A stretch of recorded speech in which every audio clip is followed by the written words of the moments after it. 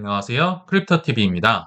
오늘은 코인만 계속 떨어지는 이유를 정확하게 파헤쳐 보도록 하겠습니다. 먼저 11월 첫째 주, 둘째 주 주요 일정부터 짧게 보고 넘어가실 텐데요. 여기서 파란색 소식은 중요한 소식, 초록색은 좋은 소식, 빨간색은 나쁜 소식이라고 보시면 될 것 같습니다. 이게 미국 시간 기준이긴 한데요. 11월 3일 기준으로 버추얼 프로토콜이라는 곳에 뭐 통리를 만나는 것 같아요. 우리 보셔서 아시겠지만 저번 주말에 다른 거 다 떨어지는데 버추얼 프로토콜만 막 뭐 들썩들썩 했던 거 기억나시죠? 그게 미국 시간 11월 3일이니까 한 11월 4일 넘어가는 뭐 12시, 1시 그 무렵에 이 행사가 있을 것 같아요. 뭐 AI 에이전트의 대표 코인이니까 뭐 크립토를 만나면 어떻게 될 것이냐 뭐 이런 걸 AMA 시간 뭐 Ask Me Anything이라는 시간을 가질 것 같습니다. 개인적으로는 볼추얼이라는 코인을요 떨어질 때 계속 샀었어요. 그래서 하락 구간도 오더라고요. 마이너스여도 안 팔고 4배 이상 수익을 가도 안 팔았었어요. 이게 변동성이 어마어마해요. 그래서 이런 알트코인은 소액만 투자를 하셨으면 좋겠다. 그리고 굉장히 변동성이 크다. 뭐 다 아실 거라 생각이 듭니다. 그리고 또 하나 11월 3일 여기에는 안 나와 있지만 10월 달 ISM 협회에서 발표하는 미국의 제조업 지수가 발표가 됩니다. PMI 지수가 발표가 돼요. 요게 우리의 알트 시즌과 맞닿아 있다. 그래서 좀 지켜보시면 될 것 같고 제가 중요한 것들만 좀 빨갛게 표시를 해봤거든요. 11월 4일부터 5일까지는 리플의 스웰 행사, 뭐 연례 행사죠. 앞두고 있다. 그리고 11월 5일에는 뭐 아시는 분은 아시겠지만 프라이버시 코인들이 최근에 어마어마하게 날아가고 있습니다. 그런 거 어디다 쓰느냐 뭐 하면서 한국에서도 다 상장 폐지가 됐었잖아요. 그러나 지금 G캐시는요. 최근에 10배가 넘는 엄청난 상승을 보였다. 근데 반감기 두 번째 반감기를 앞두고 있다라고 하네요. 들고 계신 분들이 있다면 대단한 분들 같습니다. 리플보다 이건 더 했던 것 같아요. 자, 그리고 11월 13일에 목요일에 XRP의 ETF 데드라인.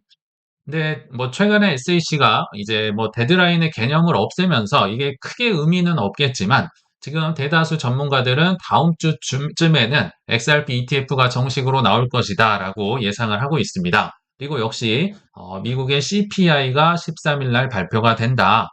그래서 이 정도는 참고를 하시고 이제 본론으로 넘어가 보도록 하겠습니다. 오늘 아침에 주식 시장을 보신 분들은 야, 진짜 이거 해도 해도 너무하네 라는 생각이 드셨을 것 같습니다. 코인과 정반대죠. 그래서 이런 기사가 나옵니다. 월요일 아침이 기다려지는 시장은 제가 한 말이 아니고요. 제가 매일 아침 이런 뭐 경제 뉴스를 많이 보는데요. 요즘은 월요일이 기다려진답니다. 코스피가 이번 주에도 내 계좌를 불려줄 것인가? 지금 코스피의 포모가요. 정말 장난이 아닌 것 같습니다. 저는 거의 십수년 만에 그 2009년 이래로 이런 거를 거의 처음 보는 것 같거든요. 지금 21년도 웬만한 이 기록은 고점 기록은 다 갈아치우고 있다고 보시면 될 것 같습니다. 근데 하나 또 눈에 들어오는 거는 코스피가 못 따라가는 코스닥. 코스피 쪽 이 국장에서도요. 사실은 가는 것만 계속 가고 코스닥이나 이런 좀 작은 것들은 생각보다 못 가고 있다. 다른 기사에서도 보면요. 오르는 것만 더 오른다. 국내 증시에도 쏠림 현상이 심화되고 있다.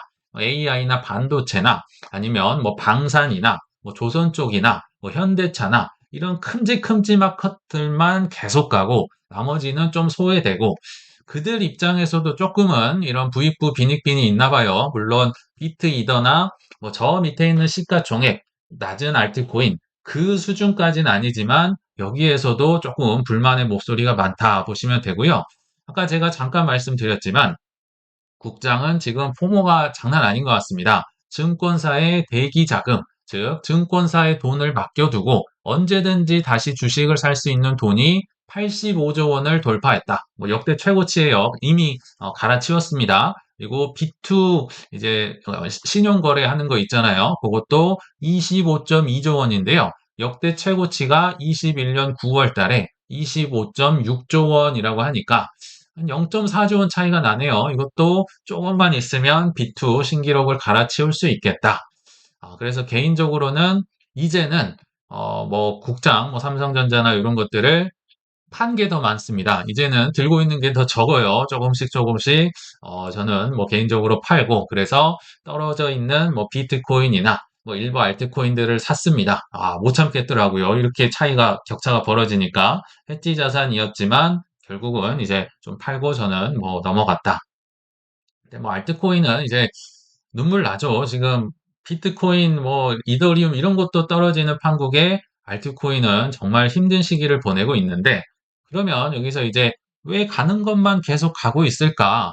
아니, 이 물도 들어왔다고 하고 글로벌 유동성도 많다고 하는데 왜 AI 주식 뭐 요런 데로만 가고 코인 쪽으로는 왜 안 넘어오고 있지? 여기에 대한 좀 집중적으로 제가 생각을 그리고 데이터를 한번 보여드리도록 하겠습니다. 결론부터 말씀을 드리면요. 생뚱맞게도 의외로 돈이 말라서 유동성이 말라서 크립토 쪽으로 넘어갈 돈이 지금 없어 보입니다. 그러니까 AI 주식에서요. 이 유동성이 많아지면 여기로 자연스럽게 넘어가고요.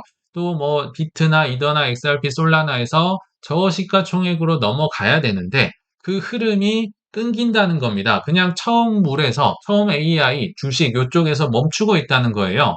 근데 무슨 얘기냐? 계속 글로벌 유동성이 늘어나고 있다고. 우리 뭐 글로벌 M2 항상 늘어나는 거 보셨죠? 자, 이게 조금 어려워질 수 있어서 먼저 쉽게 비유를 말씀드려 볼게요. 자, 저수지에는 물이 굉장히 많습니다. 이거 나한테 가져올 수만 있으면 좋은 소식이죠. 그러나 우리 집으로 오는 수도꼭지의 물이요. 지금 찔찔찔 나오고 있어요. 거의 안 나오고 있다고 보시면 됩니다. 다른 식으로 한번 또 표현을 해볼게요. 제가 최근에 아이들과 부루마블 게임을 다시 시작을 했는데 처음에는 돈이 많으니까 뭐 가는 족족 부동산을 사겠죠. 근데 부동산은 내가 그래서 많아졌는데요. 세금 낼 현금이 없고요. 내가 소비할 돈이 없어졌네요. 이걸 뭐라고 하나요? 유동성 위기다. 뭐 심지어 흑자로 망하는 기업도 나올 수 있죠. 지금 이 상황이라고 보시면 됩니다. 자, 돌아와서 우리 글로벌 유동성 많다고 들으셨죠? 맞습니다. 글로벌 유동성, 즉 광의 통화로 총량, 구조적인 이 저수지의 물의 양은요, 굉장히 많아졌어요. 근데 단기 자금이 막혔다. 이걸 어떻게 알 수 있느냐? 단기 대출 금리가 치솟는 걸 보고 알 수가 있어요. 돈을 빌리기가 어렵네. 너도 나도 망한다 그러고. 그러니까 가는 데만 계속 가고 있어요. AI 뭐 나스닥도 다 마찬가지예요. 전 세계적으로. 그러니까 지금 다른 제조업들은 다 엉망이 되고 있는데 그쪽만 큰 시가총액들이 계속 올라가면서 지수를 다 끌어올리고 있다.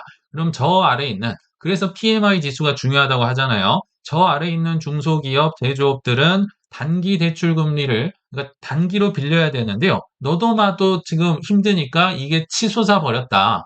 그래서 나온 게 레버리지가 싸그리 청산이 됐었죠. 우리 기억나시나요?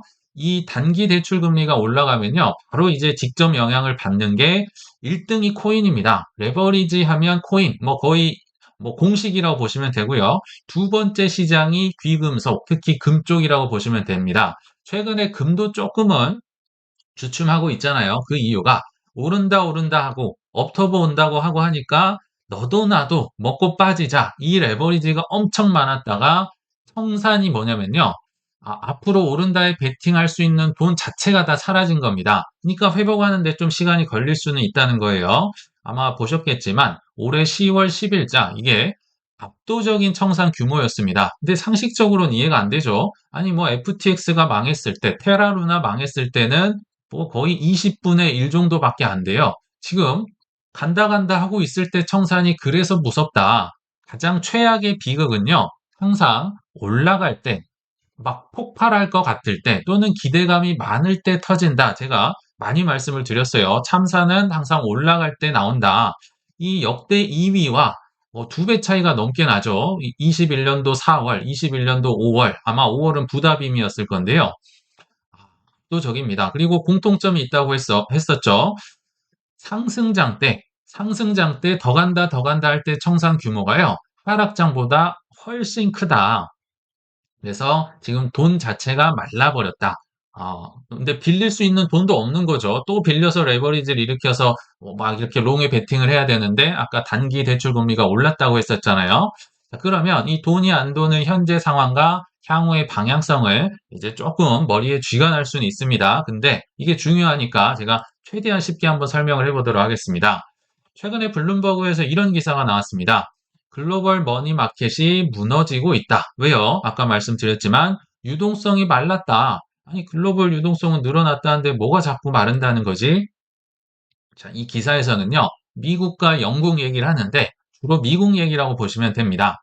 자, 레포 금리 혹은 소파 금리 들어보셨는지 모르겠는데요. 전혀 어렵지 않아요. 쉽게 얘기하면 단기적으로 대출을 할 수 있는 금리.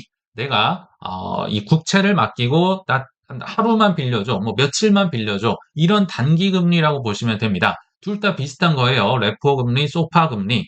근데 이게 지금 몇 년 만에 최고 수준으로 올라갔다. 다들 지금 유동성 위기를 이 한편에선 겪고 있다는 건데요. 굳이 이제 차이를 뭐 말씀을 드리면 레포 금리는요.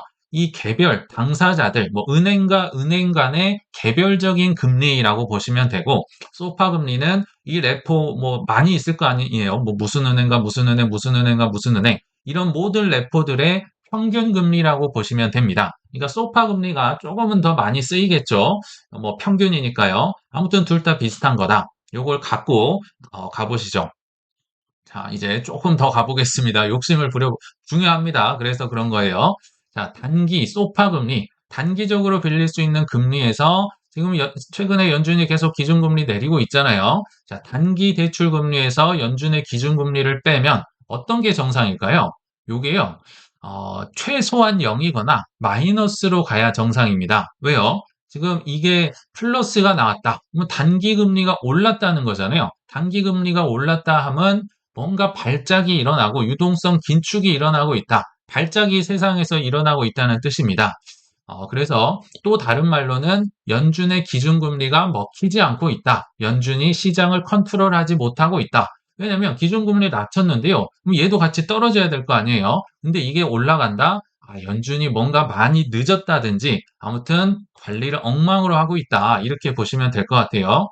자, 좀만 더 가보겠습니다. 오늘 조금 어려울 수는 있는데 최대한 쉽게 얘기를 드려볼게요. 우리 연준이 기준금리 정할 때요. 복도, 뭐 커리도라는 표현을 쓰는데요. 복도 개념으로 합니다. 우리는 이제 뭐 금리가 5.5, 4.25 뭐 이렇게 듣긴 하는데 실제로는 기준 구간을 정하는 거예요. 5.5라고 하면요. 5.25에서 5.5 사이라고 보시면 됩니다. 요게 이제 연준의 큰 범위 내에서 범위라고 보시면 이제 나머지는 여러 가지 연준에도 기준금리의 종류가 있어요. 즉 시장금리가 많이 있다는 건데 뭐 RRP, 영래포라고 해서 이 기준금리에서 최소한 여기 밑으로는 가면 안 돼.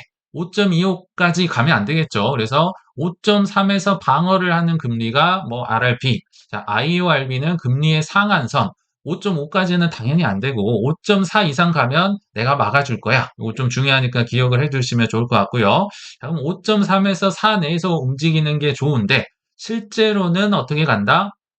이펙티브한 금리가 뭐다? 5.33에서 이루어질 것이다. 그리고 아까 말씀드린 소파 금리는 단기 금리, 얘는 얘대로 가고 여기서 이 빨간색 친 이 두 개만 기억을 해주시면 좋을 것 같아요. 즉 기준금리에 폭이 있는데 지금 상한선 위에 있는 거잖아요. 위쪽 상단이다. 그리고 단기 금리가 얘보다 높게 가면 안 되겠죠. 얘는 당연히 밑에 있는 게 정상입니다. 지금 상단에 5.4가 있는 거니까. 자, 요 개념을 갖고 이 표를 봐주시면 좋을 것 같은데요.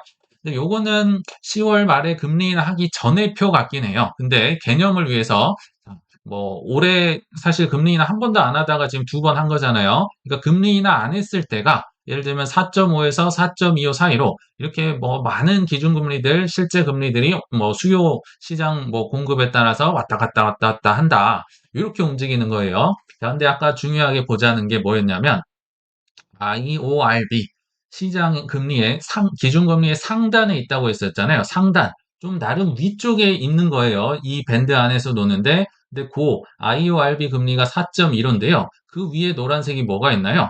여기에 소파 금리가 있습니다. 이게 하루 빌리는 금리를 얘기하는데 자, 단기 금리가 지금 금리의 상단부보다 더 높이 있다. 뭔가 지금 단기 금리가 발작이 일어나고 있는 거죠. 자, 심지어 지금 레포 금리 이것도 역시 소파 금리랑 비슷하다고 했는데 지금 밴드를 뚫고 이 시꺼먼 거는 위로 올라가고 있다.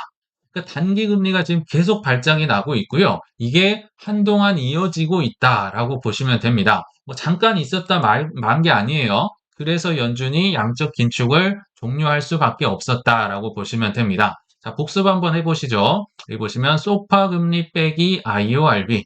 이건 단기 금리였죠. 그리고 IORB는 기준금리에서 상단을 나타낸다. 그러니까 요게 마이너스가 정상이라고 했었죠. 단기 빼기 연준 금리하면 이게 마이너스여야지 단기 금리가 튈 때, 돈이 부족할 때 이렇게 발작이 일어나면서요.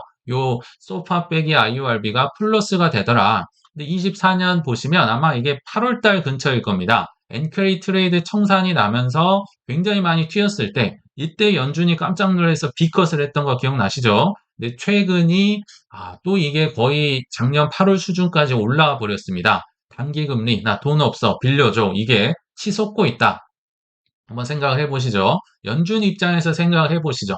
자, 연준, 니네 꼴 좋다. 고집 부리더니 양적 긴축 종료도 안 하고 금리 인하도 올해 내내 안 하고 버티더니 야, 이제 인하해봤자 소용도 없네. 그쵸? 지금 연준 기준금리 인하했는데요. 단기 금리가 떨어지지 않아요. 이거는 연준이 정책을 잘못 썼다. 뭔가 지금 돈이 돌고 있지 않다라고 보시면 되겠죠.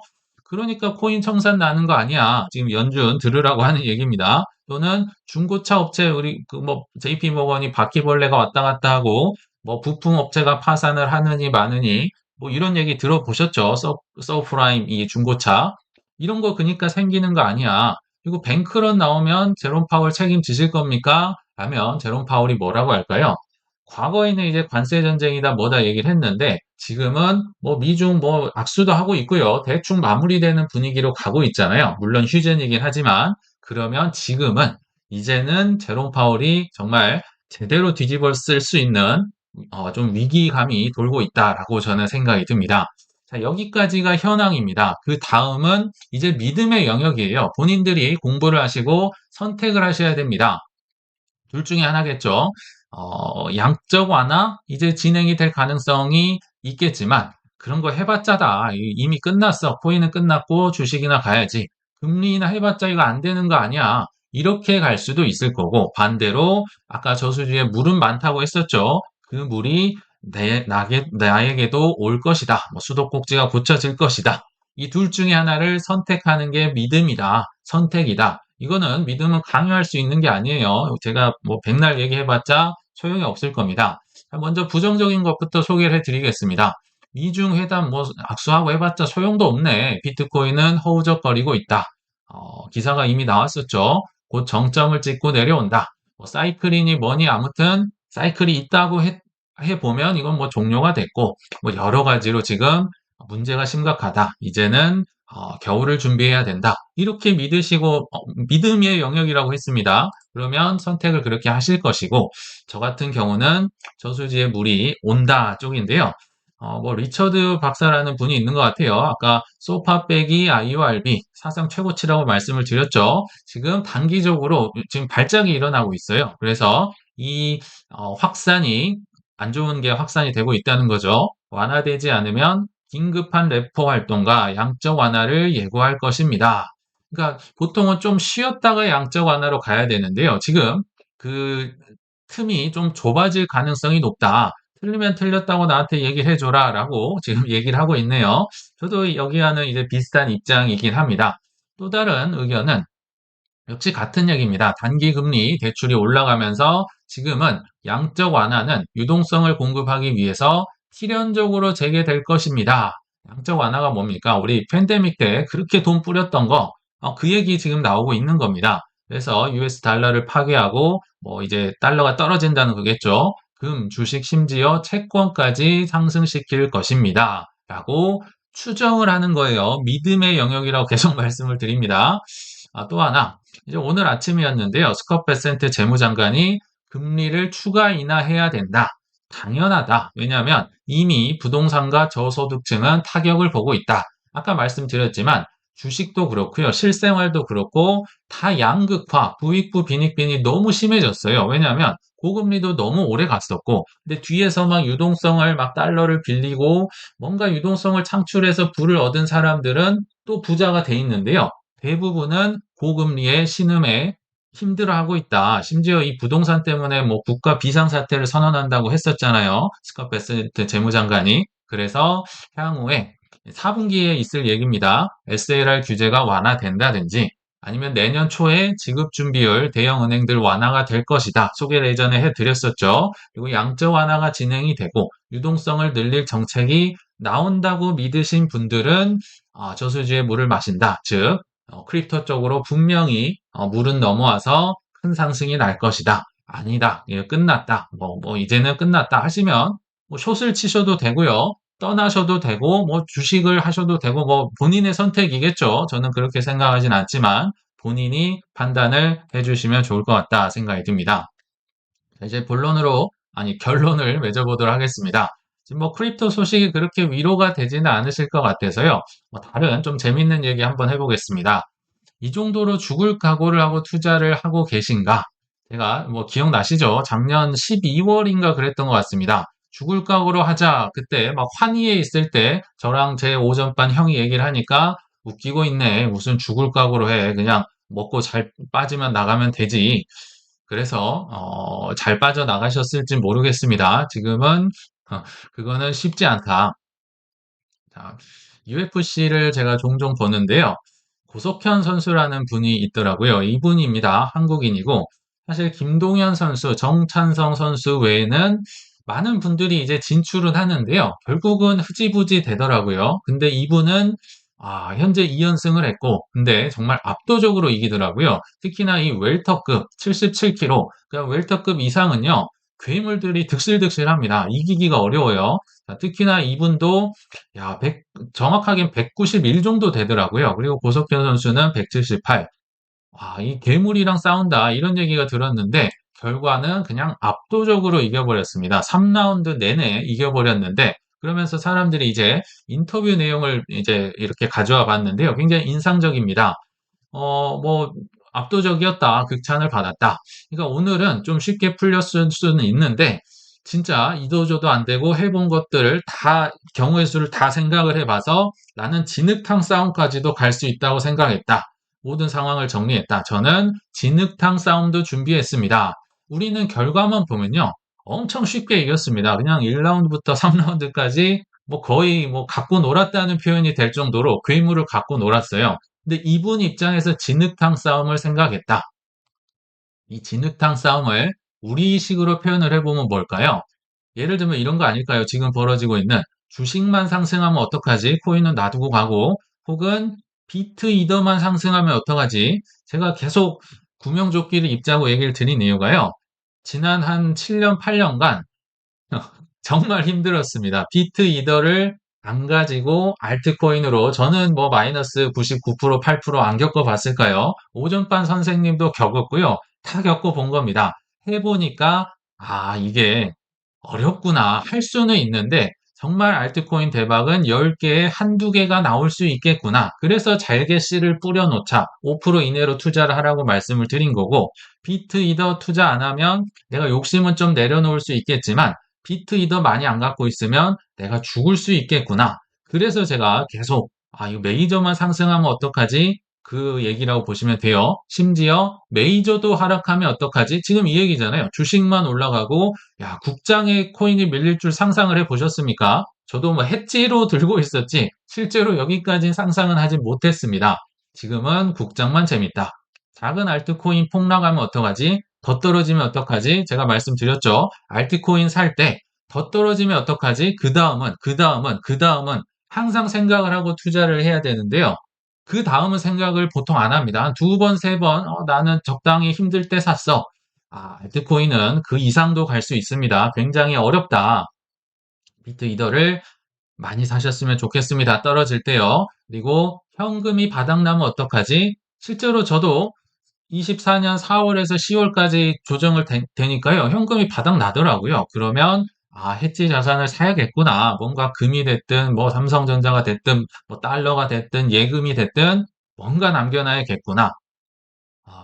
큰일 날 수도 있겠구나. 요런 거를 그러니까 온갖 진흙탕 싸움을 이미 해보니까 과거에 해보고 이게 깨달아지는 거지. 처음부터 나는 한 방을 올라갈 때 사가지고 더 올라갈 때 팔고 쑥쑥 빠지면 되지. 옵토보라고 했잖아. 이렇게 되면 어려워진다. 이분도 이 진흙탕 싸움을 이미 생각은 하셨지만요. 나오진 않았었죠. 압도적인 실력 때문에. 이분 정말 훈련하는 거 보시면 입에서 단내가 날 정도입니다. 자, 이 말도 인상적이었습니다. 지금 이긴 날 인터뷰를 한 거예요. 지금 바로 다시 훈련하실 건가요? 아니면 조금 쉬실 건가요? 아, 쉬는 건요. 상상 속에서나 하는 겁니다. 저는 바로 트레이닝 갑니다. 에브리데이 트레이닝이라고 영어로 얘기를 하시더라고요. 아, 이게 어떻습니까? 이분 입장에서 매일 훈련하는 걸 우리는 매일 공부를 한다. 우리도 훈련이 있어야겠죠. 예를 들면 매일 매크로를 공부하면서 유동성이 어떻게 되고 사람들 심리가 어떻게 되고 경제 상황은 어떻게 되고 있고 개별적인 것도 공부하셔야 되죠. 이 코인 내가 왜 샀지? 매수한 이유가 뭐지? 매도는 언제 하지? 어떤 이벤트가 나오면 팔아야 되지? 이 시기는 어떻게 가늠을 할 수 있지? 지표들은 뭐가 있지? 내가 공포에는 산 거 맞나? 공포라고 샀는지 환희라고 샀는지 더 공포가 있었네. 이런 걸 끊임없이 해보면서 나를 훈련을 시켜야 된다. 그래서 결론을 마무리를 해보면요. 이 정말 고석현 선수의 압도적인 훈련 영상을 보면요. UFC에서 괴물들을 이길 수 있겠구나. 이거는요. 우리 쉽게 이해가 되죠. 근데요. 코인 투자가 적은 노력보다 쉽다면 대충 공부해서 상승장에 먹고 빠지기가 가능하다면 상식적으로 누가 이렇게 힘든 일을 하겠습니까? 단순히 코인은요, 매수 매도라는 행동만 우리 눈에 보이니까 굉장히 쉬워 보입니다. 뭐 사? 언제 사야 돼? 이렇게 툭툭 말이 나오죠. 그러나 저 워리어들의 피와 노력에 맞먹는 마음고생들, 뭐 눈물, 때로는 파산까지도 겪어보시지 않으면 절대로 코인에서는요, 단기적으로 큰 수익을 볼 수가 없습니다. 똑같은 거예요. 이게 쉽다고 한다? 쉬운 건 세상에 없습니다. 다 똑같은데 내가 그렇게 느끼지 않을 뿐이다. 그래서 코인 투자를 제대로 하실 분들이라면 이 시장은요, 진흙탕 싸움까지도 준비하고 온 사람들까지도 포기시킬 수 있는 굉장히 힘든 곳임을 아시고 잘 훈련해 가시길 바라면서 이만 마치겠습니다. 시청 감사합니다.